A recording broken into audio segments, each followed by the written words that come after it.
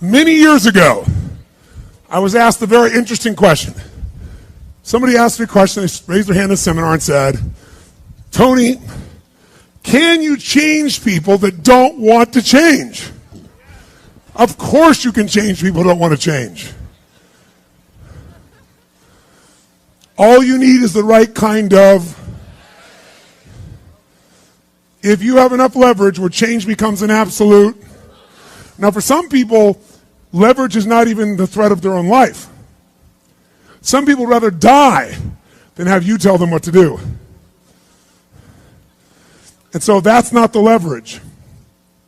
The leverage for them might be something for their children. Leverage for them might be spiritual growth. All of us have a leverage point. If you find the leverage, not the leverage you make someone do it, the leverage that will make them make themselves do it. We all have some place that'll get us to follow through. Now, if you get enough leverage and if you interrupt the pattern enough, how many of you ever had a pattern when you were a kid and you had like some obnoxious uncle or something and you were trying to be upset and they'd come like rub your damn head or something that should make you crazy and you couldn't stay upset because they kept doing this to you? How many had this happen? Say, aye. If you have enough leverage and you break someone's pattern enough times, a new pattern will show up. If you're conscious, you can create the new pattern. So the answer is yes. Now then the question would be, Tony, if all it takes is leverage, then why don't most people change? And I had a lot of answers to that, but that night, I'm a night person. That night, I'm wired up after a seminar. It's like 2 o'clock in the morning. It was December. And so I flip on the television in the back for some white noise, looking for CNN, and I come across the old Christmas classic, this Christmas Carol, right? A Dickens classic. And I see it in black and white, and I start watching the movie, and I'm remembering it from being a kid.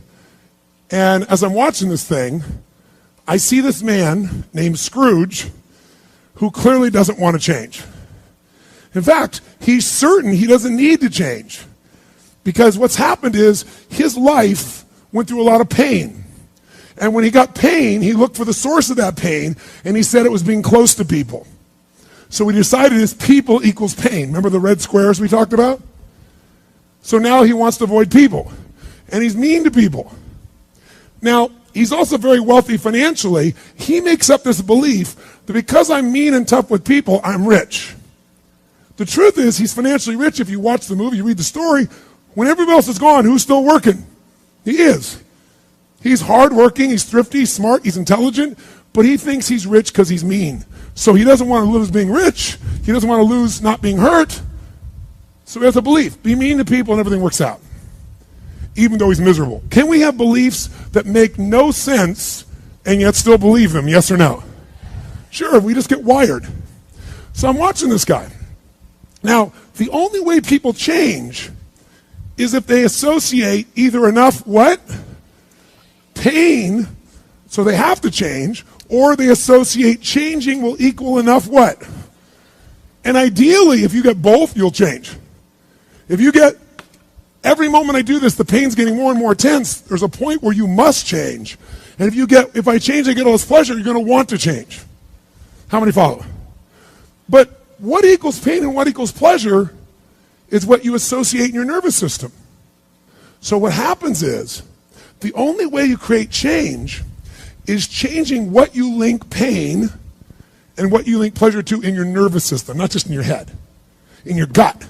That's what controls you. Lots of times in your head, you know what you should do, but your gut takes over. Your fear, or your greed, or your desire, or your comfort, or whatever. Who knows what I'm talking about here? Say aye. But watch this. How many of you used to have a favorite dessert, or a food, or a form of alcohol that you really, really, really loved? And then one night you had an experience like never before, where something happened, where this food or this drink or this alcohol that you love so much, it went down, but it kept coming back up at a level of intensity and with enough aroma and pain and association that to this day, it takes no willpower just to think of that alcohol or think of the smell of that food or look at it makes you appalled, makes you repelled. Who's had an experience like this in your life? Say aye. Tell me what that change was. Was that a change in willpower? No. All that happened is your brain changed what it used to link pleasure to, it now links pain to. When you link enough pain, it takes no willpower, you're going to avoid it. The problem is some of you are linking pain to things you need, like exercise, right? Or pain what you need, like a relationship, right? And it's the wrong association, but it's going to control your life. Your job is to change what you link pain and pleasure to. So that night, what was pleasure became pain, and now it takes no willpower, you just avoid it. So we call that changing what you associate to things in your nervous system, or for short, a neuroassociative change. In other words, changing in your nervous system, what you associate pain and pleasure to. So, by the way, in this Christmas Carol story, does this man Scrooge change his life? Yes or no? He didn't want to change. Does he change his life a little or completely? And by the way, how fast? At a heartbeat, in one evening. How does it happen? 3 neuroassociative conditioning specialists show up at his house. Right? 3 ghosts show up, and what do? They get him to link a massive, unbearable amount of what? To all the things he did in the past around people. Then they go to everything he has in the present, pain, and everything in the future, pain, till there's so much, there was nowhere to escape. Here's the other reason why people don't change. Because right now, my relationship's in pain. But it was good in the past. So you escape having to change by remembering a good time. Or I may be coughing and having these problems with cigarettes right now, but you know what? George Burns lived to be 102. He smoked cigars, by the way, and he's 1 out of 10 billion people that pulled that off. But let's not confuse ourselves with ratios. So you make up what the future is. If your present is painful, you can escape to the past and get out of the pressure to change. How many follow this? Say I. Or you can escape to a future because no one knows what it is for sure and you can make it up. But if your brain links it's been painful in the what? Past, and it's even worse it'll change like that. Who here has ever stayed in a relationship that you knew was not right for you? It wasn't right for you, it wasn't right for them. Who has ever stayed in a relationship way too long? Who's done this before? Raise your hand. Say I. It wasn't good for you, it wasn't good for them, yet you stayed. Why? Why? Because even though it's painful in the present, what'd you do? You said, it'll get better over there in the future. Who finally changed? Who here finally changed that? Say I. How'd you do it? Your brain went, it's painful now, it was painful in the past, it's going to be worse in the future, that's it. That's what I call a Dickens pattern. When you lock in pain in all those places, there's no place to escape, so you change. It's like if you put a wall here, and a wall here, and we close them in on you, amazingly, you'll move forward. That's what we're talking about. Giving yourself leverage on yourself that way, not having someone else do it to you, you do it to yourself. That's when you got the power again. How many get it? Say I. This could be the greatest time you ever live if you control what you focus on, if you find a more empowering meaning, and if you decide to model the actions of those who succeeded before you. It can be the best financial time, the best emotional time, the best spiritual time of your life, but you better take control of your state. And if you think you're going to do it just by today, you're wrong. You're going to need to get yourself some rituals. Right now, every one of you in this room is controlled by your rituals. I don't just mean this one. I mean, every morning you get up. I know your body. I can look at your body right now, and I can guess your rituals. Some of you, your rituals to work out 5 times a week, I can see it clearly. 4 to 6 times a week, it's obvious. Because you couldn't look like that if you didn't do that. Some form of workout. I don't care if it's walking, lifting, whatever. Some of you, it's obvious that lifting weights is part of it. You can see by that man's muscles. I know what his rituals are. Because your life comes from your rituals. If you don't develop the ritual, you're kidding yourself. How many agree with me on this? Raise your hand, say I. And there are rituals that put you in state, and there are rituals that take you out of state. You have rituals in your relationship, you have rituals with your body, you have rituals around your finances, and the rituals that worked in the reaping time of fall in the markets and in business and in real estate, those rituals won't work now. If you do the right thing at the wrong time, you get pain. I'll say that again. If you do the right, you go, but Tony, I'm doing the right thing, but I'm not being rewarded. If you do the right thing at the wrong time, you don't get rewarded, you get pain. So you better do the right thing at the right time, and to do that, you better know what season you're in, and to do that, you better learn how to change your state. how to take control of your own conditioning. That's what I live for. Does this make sense to you? Yes or no? Come on, guys. Yes or no?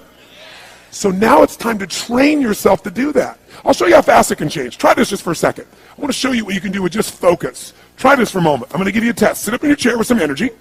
Make sure your buddy next to you is in a strong state. If otherwise, adjust their state. Come on, change their physiology. Whatever they got to do. See if they're ticklish. That might help. Now do this. I want you to look around this room right now and find everything in this room that you can find that is brown. As fast as you can. Look for brown. Look for brown. Look for brown.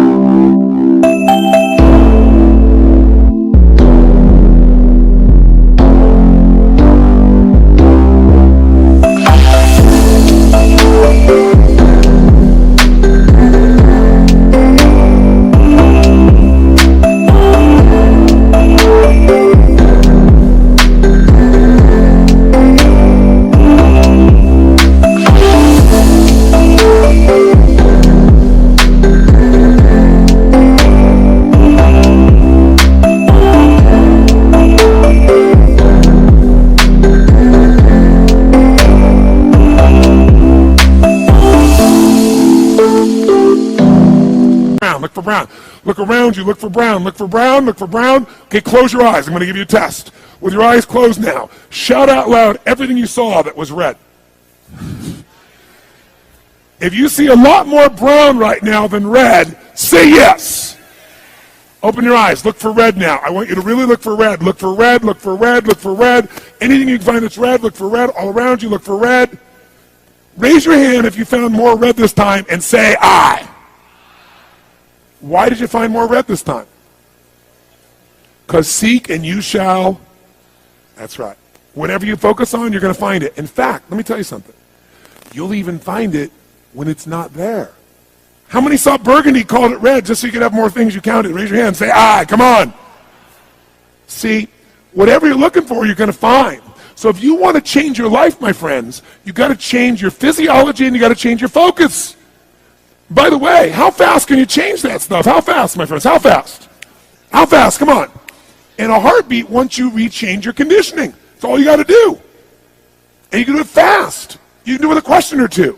Try this right now. Answer this question in your mind and be honest.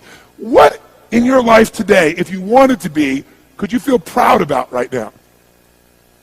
If you wanted to feel proud, if you didn't feel like, I shouldn't be proud, if you wanted to feel proud, what could you be proud of in your life today?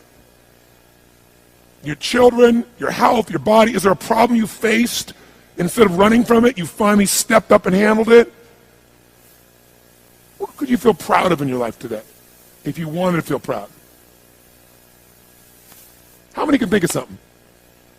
And when you think about this thing you're proud of, what about that makes you feel proud? What do you focus on that makes you feel proud? How do you breathe when you really start to feel proud? What's the kind of look on your face that starts to happen when you let yourself feel proud? Yeah. How's that feel? Think of another area of your life. Think of an area of your life that you're grateful for. Or if you go, I'm not grateful. If you wanted to be grateful, what's an area you could feel grateful for? What could you feel grateful for if you really wanted to feel grateful? How many can think of something you can feel grateful for? Let me see your hands. And what about that are you grateful for? What do you focus on that makes you feel grateful? How does it feel when you're really, truly feeling filled with gratitude?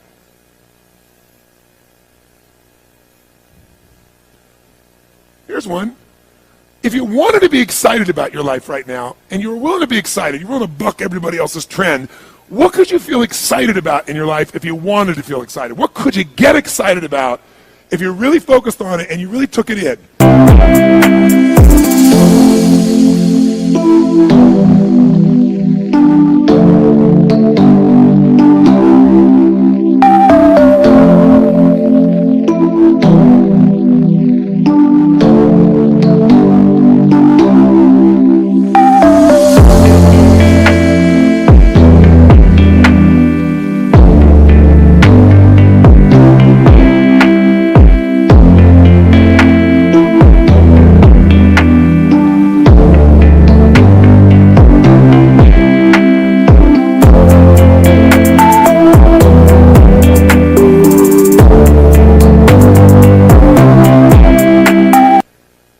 you weren't in a negative place, what could you get excited about if you wanted to be excited in your life?